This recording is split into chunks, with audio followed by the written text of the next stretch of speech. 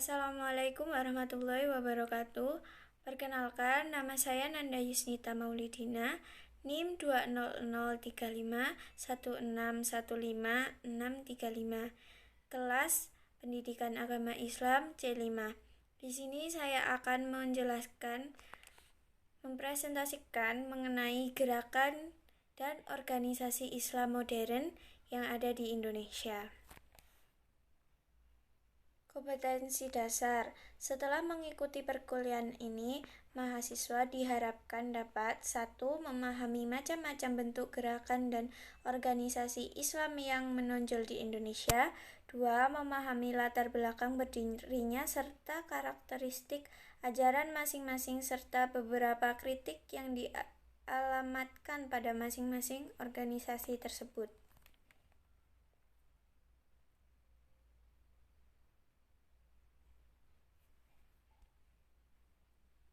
Materi ini ada pada bab 11. Peta konsepnya, organisasi-organisasinya yaitu yang pertama ada Muhammadiyah, Nahdlatul Ulama, Hizbut Tahrir, dan Salafi.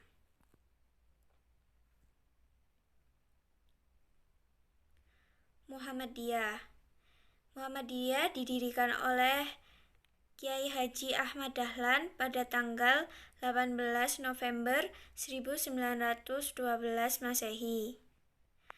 Ajaran dan pemikiran yang ada pada organisasi Muhammadiyah yang pertama, mengamalkan ibadah yang secara eksplisit disebutkan dalam Al-Quran, hadis sahih, dan hasil ijtihad dari ulama tokoh pembaru atau Ahmad bin Hambal dan Ibnu Taimiyah.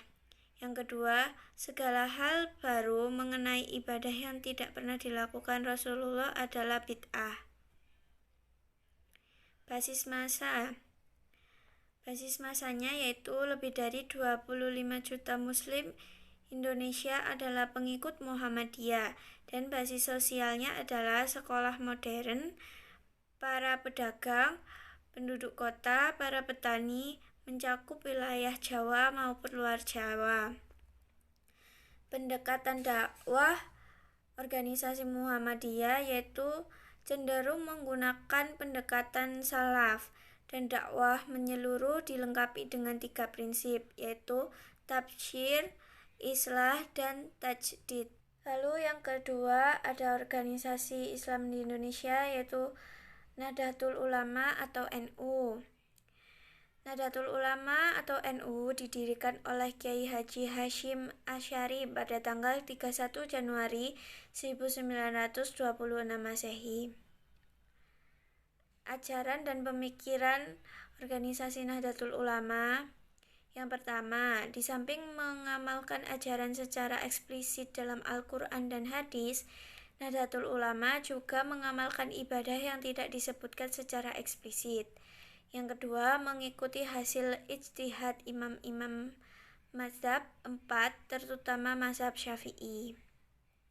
Basis masanya, Nahdlatul Ulama. Populasi pengikut Nahdlatul Ulama di Indonesia berjumlah 40 juta jiwa, yang mayoritas berada di Pulau Jawa, Kalimantan, Sulawesi, dan Sumatera, dengan beragam profesi yang sebagian besar rakyat jelata, baik di kota maupun di desa. Pendekatan dakwah organisasi Nahdlatul Ulama yaitu dalam berdakwah, NU banyak menggunakan pendekatan kultural. Prinsip yang dijunjung tinggi adalah aswaja, yaitu tawazun, tasamuh, tawasul, dan istidal. Kemudian yang ketiga ada organisasi Islam Salafi. Organisasi Islam Salafi didirikan oleh Muhammad bin Abdul Wahhab dan dibawa masuk ke kawasan Nusantara oleh beberapa ulama asal Sumatera Barat pada awal ke-19.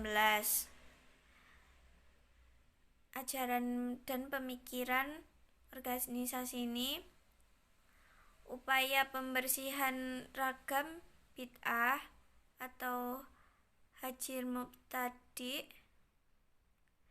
memandang politik praktis sebagai bid'ah dan penyimpangan. Basis masanya, pengikut Salafi masih sangat sedikit.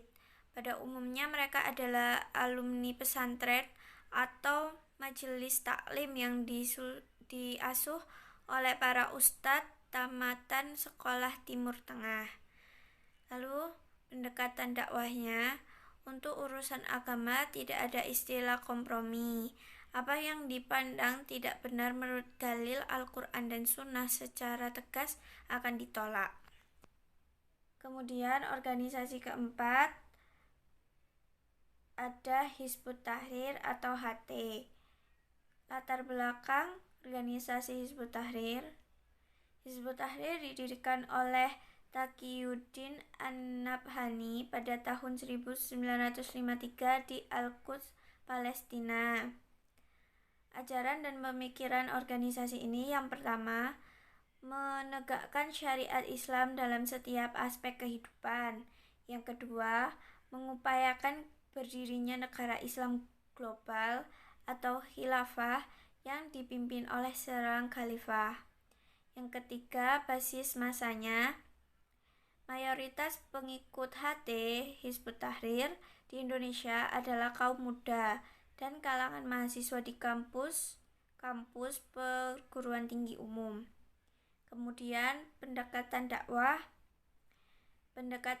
organisasi ini yaitu yang digunakan adalah pendekatan demonstratif publikatif.